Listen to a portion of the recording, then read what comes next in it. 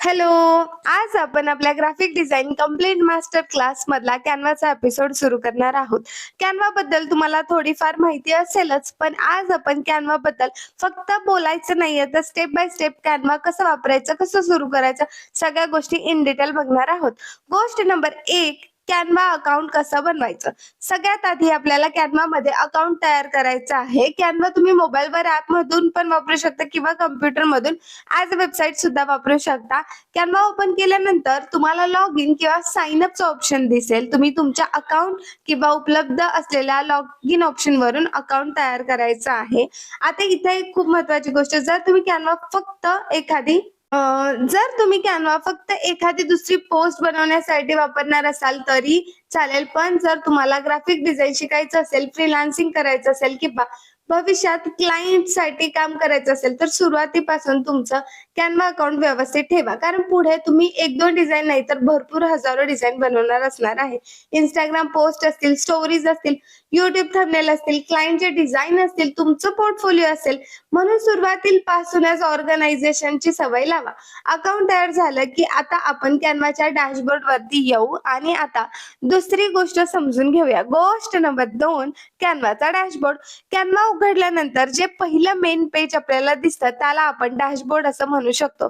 आता पहिल्यांदा डॅशबोर्ड उघडलं की तुम्हाला खूप सारे ऑप्शन्स दिसतील आणि बिगिनर असताना आपल्याला वाटतं हे सगळं काय आहे, खूप कन्फ्यूज होतो आपण.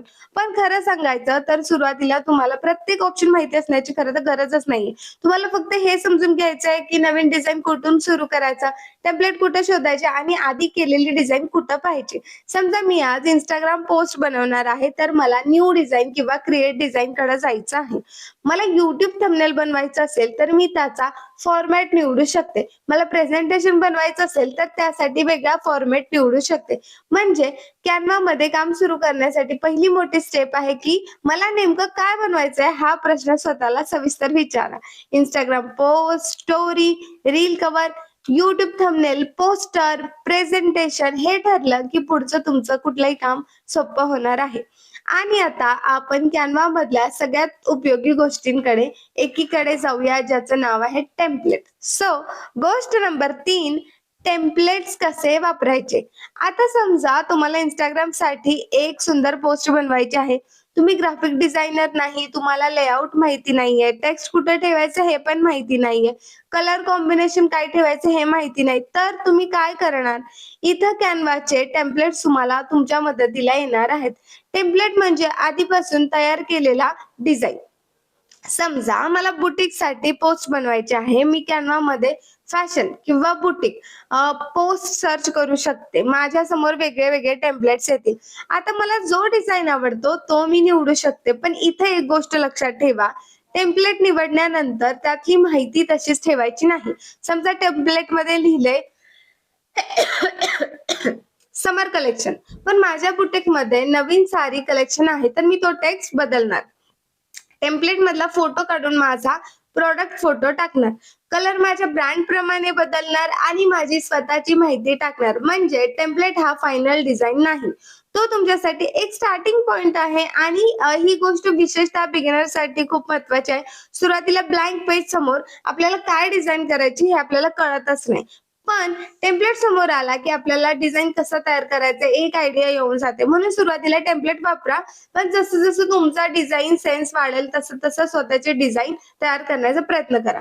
आणखी एक गोष्ट, फक्त टेम्पलेट सुंदर आहे म्हणून तो तुमचा बिझनेससाठी योग्यच असेल असं नाही. तुमचा ऑडियन्स कोण आहे, तुमचे प्रॉडक्ट काय आहे, तुमचा ब्रँड कसा दिसायला हवा, हे सगळं विचार करूनच टेम्पलेट निवडा.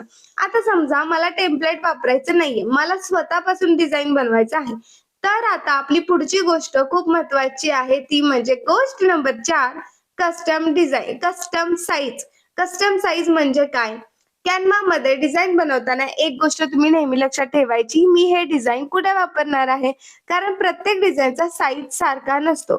इंस्टाग्राम पोस्टचा साईज वेगळा असतो, कराउजलचा वेगळा असतो, स्टोरीचा वेगळा असतो, रीलचा वेगळा असतो, युट्यूब थंबनेलचा वेगळा असतो. त्यामुळे कधी कधी तुम्ही पोस्ट टाकता ती वरून आणि खालून गेलेली असते, हे त्याचं कारण आहे. म्हणून कॅनव्हा मध्ये तुम्हाला तयार फॉर्मॅट्स मिळतात. पण समजा तुम्हाला तुमच्या मनाप्रमाणे विड्थ, हाईट हवी आहे, तेव्हा कस्टम साईजचा तुम्हाला वापर करायचा आहे. उदाहरणार्थ समजा मला माझ्या बिझनेससाठी एक छोटा डिजिटल पोस्टर बनवायचा आहे आणि मला त्याचा साईज स्वतः ठरवायचा आहे, तर मी कस्टम साईज वापरू शकते. इथं विड्थ, हाईट टाकून डिझाइन सुरू करता येतो. आता ही गोष्ट छोटी वाटते, पण प्रोफेशनल डिझाइन करताना ती खूप महत्त्वाची आहे.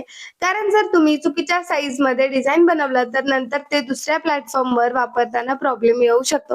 समजा तुम्ही Instagram स्टोरीसाठी असलेला डिझाइन पोस्टच्या साईजमध्ये तो बनवला, नंतर तो स्टोरीला टाकताना व्यवस्थित दिसणार नाही, काही टेक्स्ट कट होणार, फोटो चुकीच्या ठिकाणी जाऊ शकतो. म्हणून डिझाइन सुरू करण्याआधी एक सवय लावून घ्या. पहिल्यांदा पर्पज, दुसऱ्यांदा साईज म्हणजे मला काय बनवायचं आहे हे जर आपलं ठरलं, की त्याची दुसरा विचार हा करायचा, की त्याची साईज काय असली पाहिजे.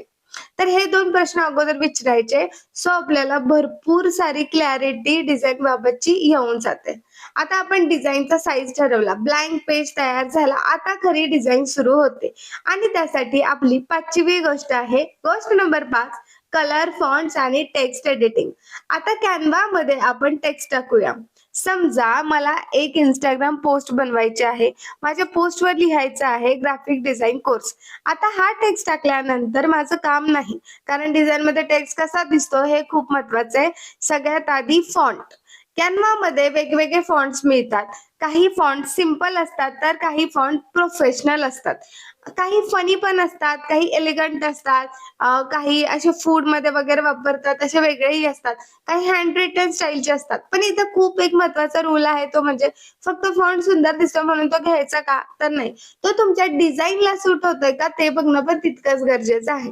फॉर एक्झाम्पल समजा मी एक प्रोफेशनल बिझनेस प्रपोजल बनवत आहे आणि त्यामध्ये खूप कार्टूनिश फॉन्ट वापरला तर तो प्रोफेशनल दिसणार नाहीये.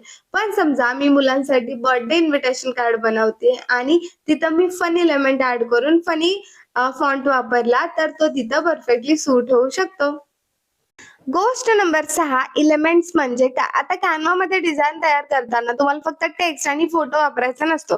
कधी एखादा आयकॉन हवा असतो, कधी एरो हवा असतो, कधी एखादी शेप हवी असते, कधी फ्रेम हवा असतो, कधी एखादी छोटी ग्राफिक्स किंवा इलस्ट्रेशन हवी असते.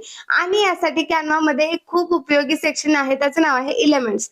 एलिमेंट्स म्हणजे आपल्या डिझाइनमध्ये वापरता येणारे वेगळे व्हिज्युअल ऑब्जेक्ट्स. उदाहरणार्थ समजा मला एक सेलची पोस्ट बनवायची. मी मोठ्या अक्षरात लिहिलं 50% ऑफ. पण मला त्याकडे लोकांचं लक्ष वेधायचं आहे, तर मी एरो वापरू शकते किंवा एखादी शेप वापरू शकते किंवा डिस्काउंटशी संबंधित एखादा छोटासा ग्राफिक ऍड करू शकते. हे सगळं एलिमेंट मध्ये सर्च करता येतं. समजा तुम्हाला हार्ट हवा आहे, हार्ट सर्च करा. तुम्हाला फ्लॉवर हवा आहे, फ्लॉवर सर्च करा. शॉपिंगची बॅग हवी आहे, शॉपिंग बॅग सर्च करा. कॅमेरा हवा आहे, कॅमेरा सर्च करा. म्हणजे कॅनव्हामध्ये प्रत्येक छोटी ग्राफिक स्वतःपासून ड्रॉ करण्याची गरज नाहीये. तुम्ही सर्च करा आणि तुमच्या डिझाईनला योग्य असलेला इलेमेंट निवडा. पण इथे खूप महत्वाची गोष्ट म्हणजे इलेमेंट भरपूर मिळतात, म्हणून डिझाईनमध्ये इलेमेंटच टाकायचे नाहीत. बिगिनर असंच करतात, सगळ्यात सुरुवातीला घेतात, टाकतात, पण असं प्रोफेशनल दिसत नाही. मग दुसरा पहिला टाकायचा, मग दुसरा सापडला, मग दुसरा पण छान वाटतो तोही टाकायचा. असं करून ना आपण त्या डिझाईनमध्ये गजबजीतपणा करतो. डिझाईन जेवढी सोबर, सिंपल असेल तर ती चांगली दिसते.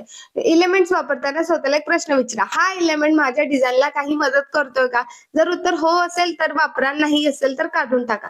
डिझाईन म्हणजे प्रत्येक जागा भरून काढणं नाही. कधी कधी एक छोटासा आयकॉन संपूर्ण डिझाईनला सुंदर बनवतो आणि कधी कधी 10 एलिमेंट डिझाईन खराब करतात. म्हणून एलिमेंट्स कधी पण योग्य वापरा. आता एलिमेंट्स मध्ये सुद्धा एक महत्वाची गोष्ट आहे, ती म्हणजे फ्रेम्स. फ्रेमच्या मदतीने तुम्ही फोटोजला वेगवेगळ्या शेपमध्ये बसवू शकता. उदाहरणार्थ सर्कल फ्रेम. समजा तुम्हाला एखादा राऊंड प्रोफाईल फोटो दाखवायचा आहे, तुम्ही यामध्ये टाकू शकता. किंवा प्रॉडक्टचा फोटो एखाद्या विशिष्ट शेपमध्ये दाखवायचा आहे, तर फ्रेम्स उपयोगी पडतात. म्हणून कॅनव्हामध्ये एलिमेंट हा फक्त डेकोरेशनचा भाग नाहीये, तो तुमच्या डिझाईनचा लेआउटचा खूप महत्वाचा भाग आहे. आता पुढची गोष्ट, समजा कॅनव्हामध्ये तुम्हाला हवा असलेला फोटोच नाहीये, मग काय करणार? इथे आपली पुढची गोष्ट उपयोगी पडते, ती म्हणजे गोष्ट नंबर 7 अपलोड्स. अपलोड म्हणजे काय? समजा तुम्ही होम बेकर असाल, तुम्ही एक खूप सुंदर केक बनवला. आता त्या केकची Instagram पोस्ट बनवायची, पण कॅनव्हामध्ये सर्च केल्यावर तुमचा केक कुठं मिळणार? म्हणून आपल्याला आपण स्वतः फोटो कॅनव्हामध्ये आपल्याला आणावा लागतो. यासाठी आपण अपलोड सेक्शनचा वापर करतो. तुमच्या मोबाईलमध्ये तुमच्या मोबाईल किंवा कॉम्प्युटर मधून तुम्ही तुमचा फोटो कॅनव्हा मध्ये अपलोड करू शकता. एकदा फोटो अपलोड झाला की तो तुमच्या डिझाईन मध्ये वापरता येतो. आता समजा तुम्ही बुटीक चालवता, तुमच्याकडे नवीन साडी कलेक्शन आहे, तुम्ही प्रत्येक साडीचे फोटोज काढले, ते कॅनव्हा मध्ये अपलोड केले. आता त्याच फोटोज वापरून तुम्ही इंस्टाग्राम पोस्ट बनवू शकता, स्टोरी बनवू शकता, कराउजल बनवू शकता किंवा पुढे ऍडव्हर्टाइजमेंट सुद्धा करू शकता. म्हणून तुमच्या स्वतःच्या बिझनेसचे फोटोज कॅनव्हा मध्ये अपलोड करून ठेवणं खूप उपयोगी ठरतं. पण इथे मी महिलांना एक गोष्ट सांगू इच्छिते, तुमचा बिझनेस छोटा असो किंवा मोठा असो, तुमचे फोटोज व्यवस्थित जपून ठेवा. समजा तुम्ही हँडमेड ज्वेलरी बनवता, तर तुमचे प्रॉडक्ट फोटोज एका फोल्डर मध्ये ठेवा, तुमचा लोगो एका फोल्डर मध्ये ठेवा, कस्टमर रिव्ह्यू वेगळे ठेवा, तुमचे ब्रँड फोटोज वेगळे ठेवा. कारण डिझाईन बनवताना बऱ्याच वेळी डिझाईन करण्यापेक्षा फोटो शोधण्यात सगळ्यात जास्त वेळ जातो. आणि जर तुमच्याकडे एक व्यवस्थित फोटो लायब्ररी असेल तर तुमचं काम सगळ्यात सोपं होतं. आता अपलोड केलेला फोटो आणल्यानंतर तुम्ही त्याची साईज बदलू शकता, पोझिशन बदलू शकता, क्रॉप करू शकता, फ्रेम्स मध्ये सुद्धा ठेवू शकता. म्हणजे तुमचा फोटो फक्त अपलोड करून थांबत नाही, त्याला तुम्ही तुमच्या डिझाईन प्रमाणे कस्टमाइज करू शकता. आता नेक्स्ट गोष्ट नंबर 8, बॅकग्राऊंड म्हणजे काय. आता डिझाईन मध्ये आपण फोटो, टेक्स्ट आणि एलिमेंट टाकले, पण या सगळ्यांच्या मागे जो पूर्ण भाग आहे तो म्हणजे बॅकग्राऊंड. बॅकग्राऊंड अगदी सिंपल असू शकतो, उदाहरणार्थ व्हाईटही असू शकतो, ब्लॅक असू शकतो किंवा एखादा दुसरा कलरही असू शकतो, किंवा तुम्ही ग्रेडियंट वापरू शकता, फोटो बॅकग्राऊंड म्हणून वापरू शकता. आता बॅकग्राऊंड निवडताना एक खूप महत्वाची गोष्ट लक्षात ठेवा, बॅकग्राऊंड आणि तुमचा टेक्स्ट एकमेकाशी भांडायला नकोत. आणि त्यावर तुम्ही खूप हलका टेक्स्ट टाकला तर टेक्स्ट सुद्धा दिसणारच नाही, हा प्रॉब्लेम होऊ शकतो. म्हणून बॅकग्राऊंड निवडताना तुमचा मुख्य मेसेज स्पष्ट दिसतोय का ते पहा. डिझाईन मध्ये एक प्रॉडक्ट फोटो आहे, त्या फोटोच्या पाठीमागं खूप गोंधळ आहे, तुमचं प्रॉडक्ट नीट दिसणार आहे का ते पहा. यावेळी सिंपल बॅकग्राऊंड वापरल्यामुळे प्रॉडक्ट हायलाइट होतो आणि टेक्स्ट पण हायलाइट होतो. म्हणून प्रत्येक वेळी बॅकग्राऊंड मध्ये मोठा फोटो हायलाइट करणाऱ्याच बॅकग्राऊंड टाकायचे नाहीत. तुम्ही कशासाठी बॅकग्राऊंड करत आहात, पोस्ट साठी तर सॉफ्ट बॅकग्राऊंड वापरला, त्यावर प्रॉडक्ट फोटो ठेवला, सिंपल हेडलाईन ठेवले, डिझाईन क्लीन आणि प्रीमियम दिसायला सुरुवात होते. पण त्याच डिझाईन मध्ये 10 शेप्स, 5 आयकॉन्स आणि 4 वेगळे वेगळे कलर्स टाकले आणि प्रीमियम लुक होतंय असं लुक वगैरे तुम्ही ट्राय केला, तर ती डिझाईन अगदी भंगार आणि खराब दिसायला सुरुवात होईल. म्हणून बॅकग्राऊंडचा एक उद्देश असतो, तो तुमचा मुख्य कॉन्टेंटला सपोर्ट करायला हवा, त्याच्याशी कॉम्पिटिशन करायला नको. आता बॅकग्राऊंड बद्दल आणखी एक महत्वाची गोष्ट म्हणजे कॉन्ट्रास्ट. जर तुमचा बॅकग्राऊंड डार्क असेल तर लाईट टेक्स्ट चांगला दिसू शकतो, आणि जर तुमचा बॅकग्राऊंड डार्क असेल तर थोडेसे लाईट शेड तुम्ही ट्राय करा. आता आपण फोटोच्या बाबतीत आणखी एक प्रॅक्टिकल गोष्ट पाहूया. समजा तुमचा फोटो कॅनव्हा मध्ये अपलोड केला, पण तो डिझाईन मध्ये नीट बसतच नाहीये. कधी फोटो खूप मोठा आहे, कधी चेहरा कट होतोय, कधी फोटो एका जागी नीट बसत नाही. मग काय करायचं? आता पुढे येते गोष्ट नंबर 9, फोटो क्रॉप आणि फ्रेम्स कसे वापरायचे. कॅनव्हा मध्ये फोटो अपलोड केल्यानंतर तुम्ही त्याचा क्रॉप करू शकता, म्हणजे फोटो मधला तुम्हाला नको असलेला भाग काढून टाकू शकता. समजा तुमच्याकडे एक मोठा फोटो आहे, पण तुम्हाला फक्त तुमचा फेस दाखवायचा आहे, तर तुम्ही तो फोटो क्रॉप करून व्यवस्थित पद्धतीने ऍडजस्ट करून परत हव्या त्या ठिकाणी ठेवू शकता.